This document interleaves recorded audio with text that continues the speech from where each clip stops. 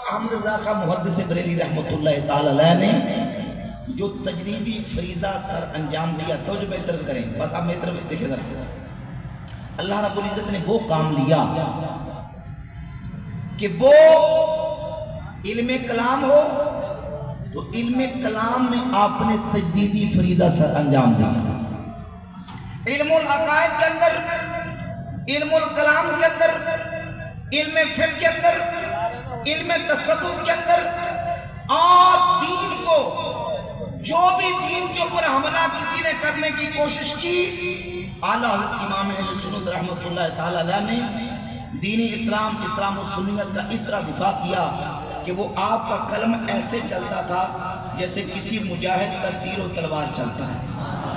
امام فرماتا ہے کل کے رضا ہے خنجر خوخار برقبار، آدھا سے کہہ دو خیر منائے نشر کریں۔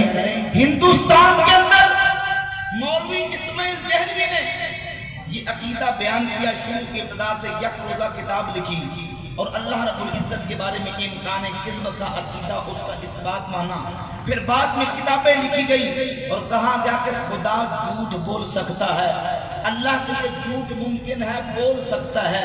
امام اہل سنت رحمۃ اللہ علیہ نے جب دیکھا تقدس الوہیت پر حملہ ہو رہا ہے، میرے امام نے قلم اٹھایا، سبحان السبوح ان عیب کذب مکروہ، تقریباً 350 دلائل جمع کر کے مسلمانوں کا عقیدہ واضح کیا قرآن و حدیث کی روشنی میں کہ ہم اس خدا کو مانتے ہیں جو جھوٹ سے پاک ہے، جو جھوٹ سے پاک ہے۔ بھئی جھوٹ تو عام انسانوں کے نزدیک بھی 10 نمبر کا عیب ہے، جو انسانوں کے لیے عیب نہیں، وہ چیزیں بھی اللہ کے لیے عیب ہیں۔ جیسے کھانا پینا ہمارے لیے زندگی کا باعث ہے، لیکن اللہ کے لیے عیب ہے۔ جو چیز ہمارے لیے عیب نہیں، وہ زندگی کا سبب اور باعث ہے، وہ اللہ کے لیے عیب ہے۔ جھوٹ تو انسانوں کے نزدیک بھی 10 نمبر کا عیب ہے، وہ اللہ کے لیے کتنا بڑا عیب ہوگا۔ خدا وہ ہے جو سبوح و قدوس ہے، ہر عیب سے، ہر نقص سے، ہر عجز سے، ہر کمی سے، ہر کسی کجی سے وہ پاک اور منزہ ہے۔ اللہ کی ذات ہے اور فرمایا خدا پہ دبا دروغ کا جو تھوپا، یہ کس لعین کی غلامی کا داغ لے کے چلے۔ تم اپنی قبر میں یہ عقیدہ لے کے چلے ہو کہ خدا جھوٹ بول سکتا ہے، فرماتے ہیں خدا پہ دبا دروغ کا جو تھوپا، یہ کس لعین کی غلامی کا داغ لے کے چلے۔ لحد میں عشق روح شاہ کا داغ لے کے چلے، اندھیری رات سنی تھی چراغ لے کے چلے۔ تم قبر میں یہ عقیدہ لے کے جا رہے ہو کہ خدا جھوٹ بول سکتا ہے، احمد رضا قبر میں یہ عقیدہ لے کے جا رہا ہے کہ قبر میں حضور جلوہ گر ہوں گے اور نبی پاک علیہ السلام کے عشق سے اپنا سینہ منور اور معمور کر کے میں جا رہا ہوں، یہ عقیدہ لے کے جا رہا ہوں۔ اب یہ عقیدہ پھیلایا گیا تو امام اہل سنت رحمۃ اللہ علیہ نے اس کا رد کیا۔ پھر عقیدہ ختم نبوت کے منکرین کا فتنہ اٹھا۔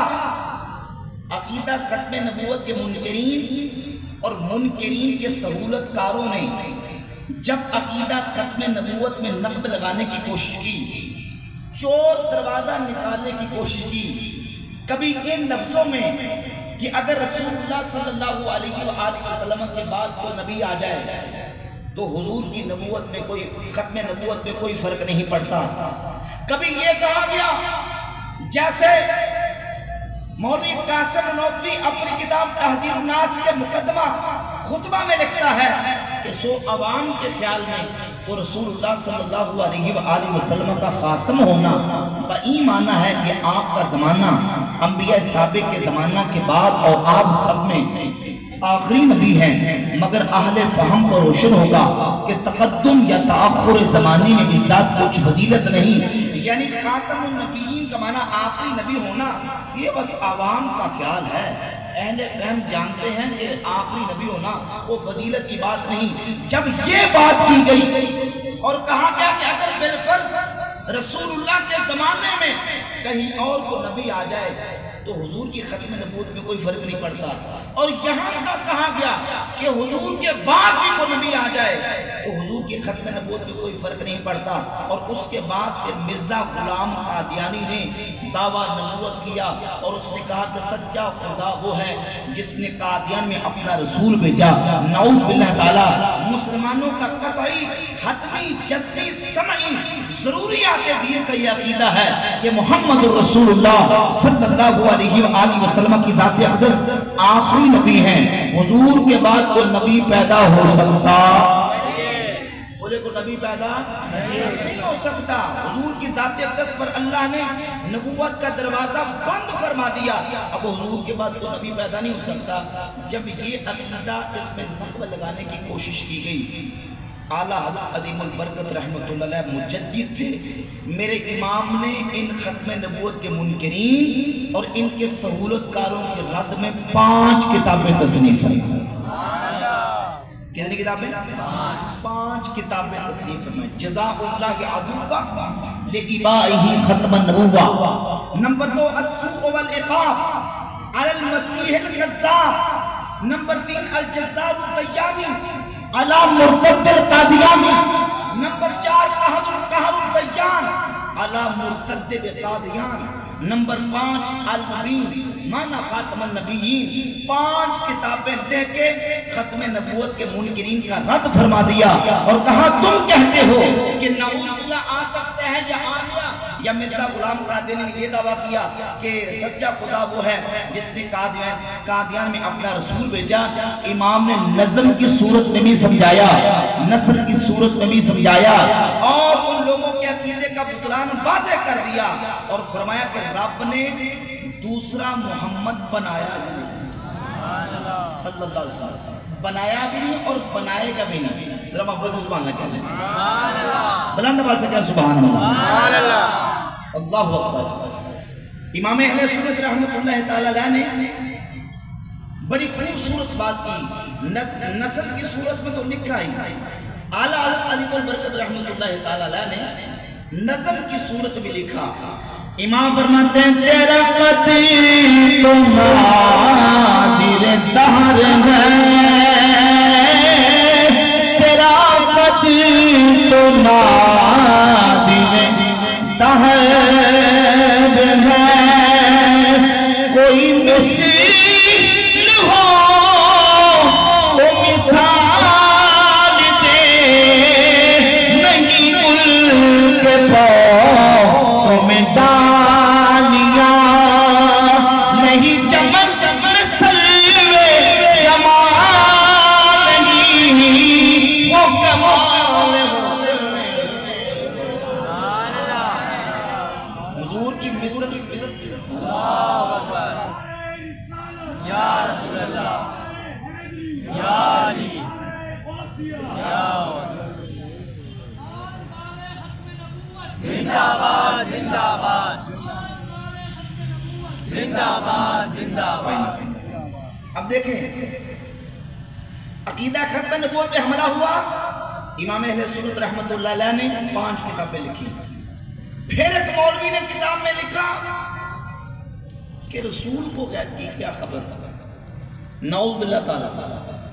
پھر لکھا گیا کہ نعوذ باللہ نبی کو دیوار کے پیچھے کا بھی علم نہیں اور ہمارے آقا وہ ہیں جنہیں اللہ نے وہ علوم بافرہ کثیرہ عطا فرمائے ہیں کہ اللہ رب العزت نے نبی پاک علیہ السلام کی ذات اقدس کو روز اول سے لے کر جنتیوں کے جنت جانے، دوزخیوں کے دوزخ جانے، زمین و آسمان کے ذرے ذرے کا علم عطا فرما دیا.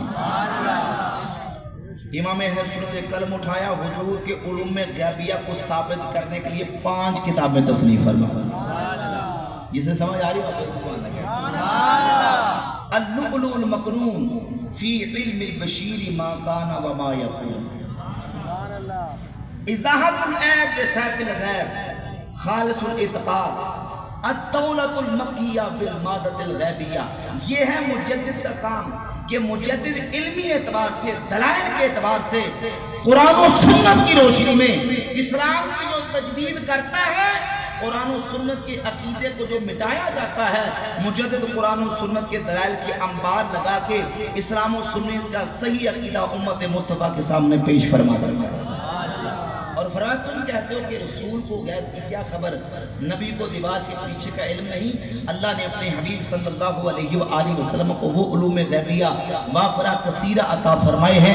حضور کی نگاہ نبوت کا کمال اور مقام یہ ہے کہ میرے کریم آقا علیہ السلام کی معراج کی رات عرش الہی پہ گزر ہوتی ہے اور حضور کی نگاہ پاک زمین کی پنہائیوں گہرائیوں تک دیکھ رہی ہوتی ہے۔ سر عرش پر ہے تیری گزر۔ اب میں ایسے ہی پڑھتا جاؤں گا کیونکہ آپ کا جو بندہ نا وہ ساتھ تعاون نہیں کر رہا۔ امام فرماتا ہے سر عرش پر ہے تیری گزر، دل فرش پر ہے تیری نظر۔ سر عرش پر ہے تیری گزر، دل فرش پر ہے تیری نظر۔ ملکوت و ملک میں نہیں کوئی شے وہ جو تجھ پہ آیا ہے۔ اور فرماتے ہیں اور غیب تم سے کیا نہاں ہوں بلا، جب خود خدا ہی نہ چھپا تم پہ کرو۔ اور کون سا غیب حضور کی ذات اقدس سے مخفی اور پنہا رہ سکتا ہے؟ جب معراج کی رات اللہ نے اپنے محبوب کو اپنا دیدار کروا دیا تو باقی کوئی غیب رسول اللہ کی نگاہ نبوت سے چھپا نہیں رہ سکتا۔ امام اہل سنت اعلیٰ قدیم البرکت رحمۃ اللہ تعالیٰ نے جو علمی کارنامے سر انجام دیے، جذبات نہیں صرف، ہم جذبات کو بالکل ڈینائی نہیں کرتے، اس کے نفی نہیں کرتے، لیکن اس وقت ضرورت ہے اپنے اکابرین، اپنے اسلاف، اپنے جو اسلاف گزر چکے ان کے علمی ورثے کو، ان کی علمی سرمایہ کو امت مصطفیٰ کے سامنے پیش کرنے اور بتانے کی ضرورت ہے کہ ہمارے عقائد و نظریات کی بنیاد اور عمارت صرف کوئی ریت کی دیواروں پہ نہیں کھڑی۔ اللہ کے فضل و کرم سے ہم ہر عقیدے پر قرآن و سنت سے، صحابہ کے عقیدے سے دلائل ہیں۔ ایک حدیث سنا کے بعد آگے چلوں گا۔ صحیح حدیث صحیح ابن حبان میں، طبرانی میں، مسلم بزار میں اور امام منذری الترغیب و ترہیب میں حدیث لے کے آئے۔ نبی پاک صلی اللہ علیہ وآلہ وسلم کی بارگاہ اقدس میں ایک صحابی انصاری حاضر ہوئے، یا رسول اللہ صلی اللہ علیہ وسلم کلمات اسأل عنہن، حضور آپ سے کچھ سوالات کر کے اس کے جواب دینے ہیں۔ صحیح حدیث ہے۔ میرے آقا کریم صلی اللہ علیہ وآلہ وسلم نے فرمایا اے آنے والے اجلس، بیٹھ جاؤ۔ وہ صحابی بیٹھ کے، صحابہ حضور کی بارگاہ میں موجود تھے۔ ایک سقفی مدینہ کے باہر سے ایک سقفی صحابی رسول اللہ کی بارگاہ اقدس میں آئے اور بعینے کی وہی سوال کیا جو پہلے آنے والے انصاری صحابی نے سوال کیا تھا۔ عرض کی کلمات اسأل عنہن، حضور کچھ کلمات ہیں، کچھ سوالات ہیں، اس کے آپ سے جواب لینے ہیں۔ میرے کریم آقا علیہ السلام نے فرمایا سبقک الانصاری، اے آنے والے سقفی تیرا انصاری بھائی سے سبقت لے کے پہلے انصاری کی باری آئے گی پھر تیری باری آئے گی۔ تو اس انصاری نے کہا یا رسول اللہ ان للغریب حقا، یہ مدینہ کے باہر سے مسافر آئے ہیں، مسافر کا حق پہلے ہوتا ہے، اسے میری باری عطا فرما۔ ابھی حضور کی بارگاہ میں سوال کرنے کے لیے تیار تھے، سوال کیا نہیں۔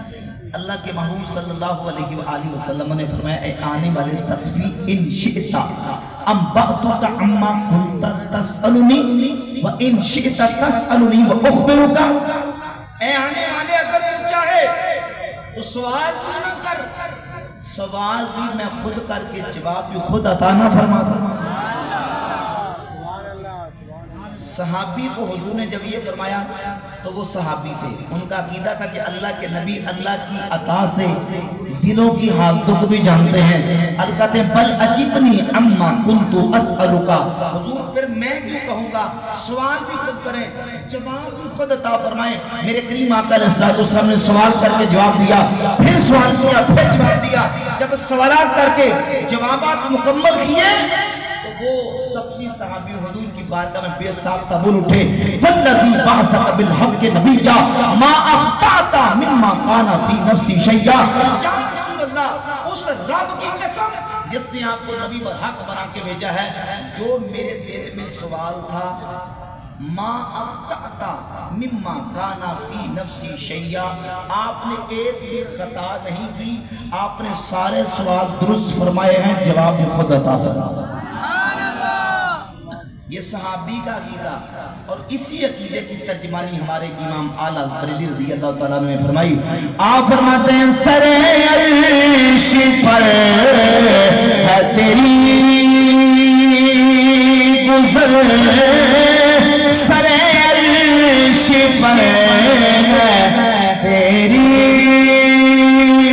گزر، دل فرش پر ہے تیری نظر، بلا تو ملک میں نہیں کوئی شے آقا وہ جو تجھے پہ عیاں نہیں، وہ کمال